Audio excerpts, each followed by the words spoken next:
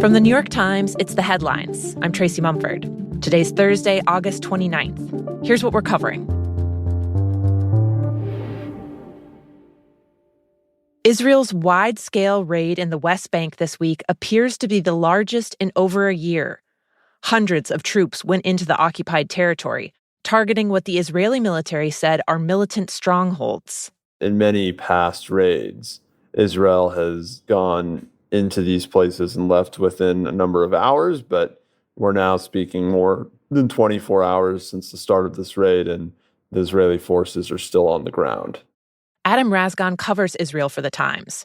He says that while much of the focus in the last year has been on Gaza, Israel has also been conducting near-daily raids in the West Bank.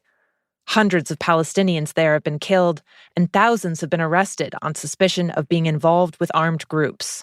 Israel sees this as an operation focused on rooting out militancy in parts of the West Bank, whereas much of the Palestinian population sees it as a raid that's upending their lives and forcing them to huddle in their homes.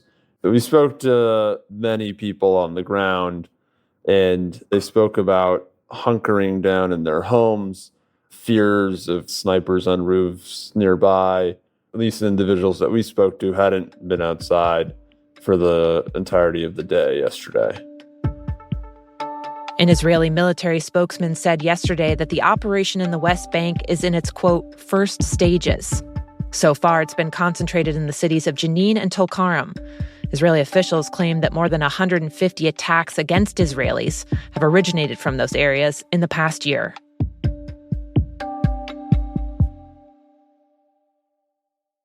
The family of a military veteran buried at Arlington National Cemetery has expressed concern that Donald Trump's campaign filmed footage at his grave without permission. Trump visited the cemetery in Virginia on Monday for a wreath-laying ceremony, honoring American troops killed in a bombing in Afghanistan in 2021. The family of a Marine killed in that incident granted permission to film and take photos, but the family of a veteran buried next to him, Master Sergeant Andrew Marchesano, did not. Photos and videos of Trump's visit to the graves were published to Trump's TikTok account and online, including a photo of Trump giving a thumbs up to the camera, with Marchesano's grave clearly visible a few feet away.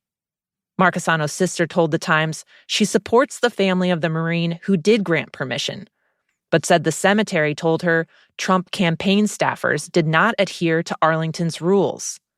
According to Arlington officials, filming and taking photos at the graves for political purposes violates federal law. A cemetery employee tried to stop Trump's team from taking photos and clashed with his staffers, according to 3 military officials. Members of Trump's campaign later publicly insulted the employee, calling her a despicable individual. She's declined to press charges related to the altercation. Military officials say it's because she's worried about retaliation from Trump's supporters. It's unclear if the Department of Defense will pursue a legal claim related to the photos.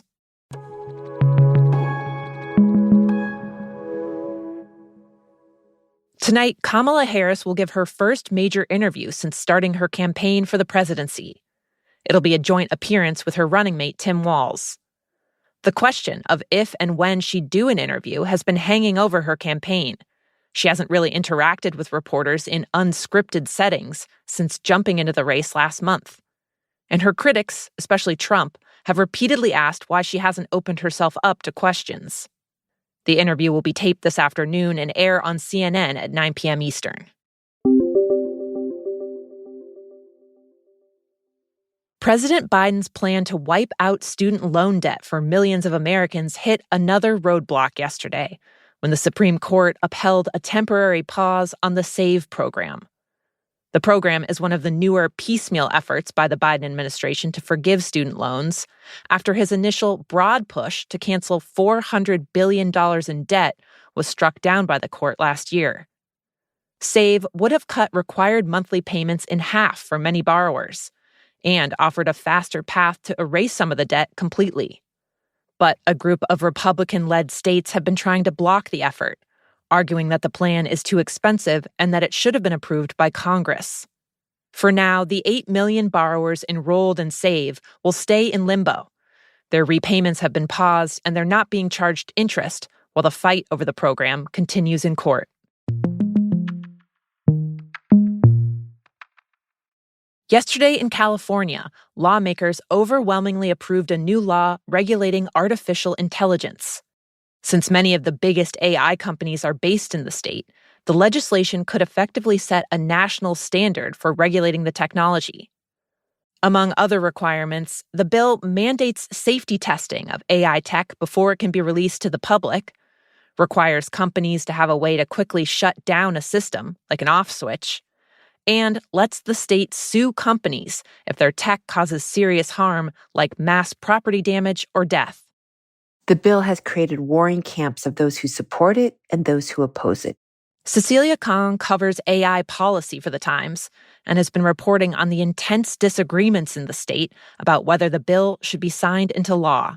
Those who support it include technology leaders like Elon Musk, as well as civil society groups and academics such as Jeffrey Hinton, who is known as one of the godfathers of AI. They say that the technology is so dangerous and potentially has the ability to cause so much harm that regulators need to step up now and create guardrails for the technology.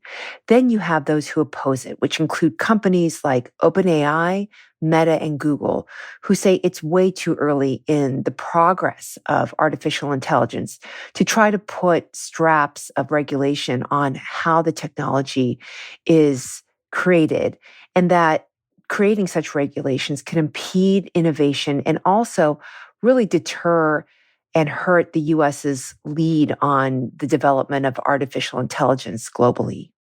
Now, all of these parties are trying to pressure the governor of California, Gavin Newsom, to either sign it or veto it. He has a month to do so, and he has so far not shown his hand.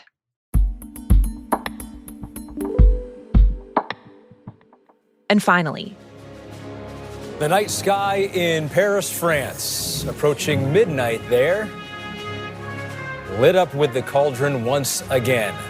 Today in France, the 2024 Paralympic Games kick off.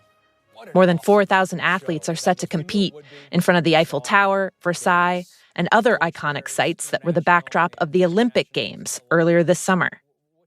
The Paralympic competitions started in Rome in 1960. Athletes are sorted according to how much their disabilities affect their performance. They then compete against others in their same category. This year, there will be 22 individual and team sports. There's wheelchair tennis, paraswimming, and blind football. Americans would call it blind soccer. The players rely entirely on their hearing, and fans are asked to stay completely quiet so the athletes can detect the sound of the ball as it moves around the field. There are also Paralympic events that don't have an equivalent in the Olympics, like boccia, a relative of the lawn bowling game bocce. According to the reigning men's champion of the sport, boccia is, quote, tactical, aggressive, and cutthroat. The Paralympic Games will run until September 8th. Those are the headlines. Today on The Daily, if you feel like you are being asked to leave a tip more than ever before, you are right. The story of how tipping took over. You can listen on the Times audio app or wherever you get your podcasts. I'm Tracy Mumford. We'll be back tomorrow.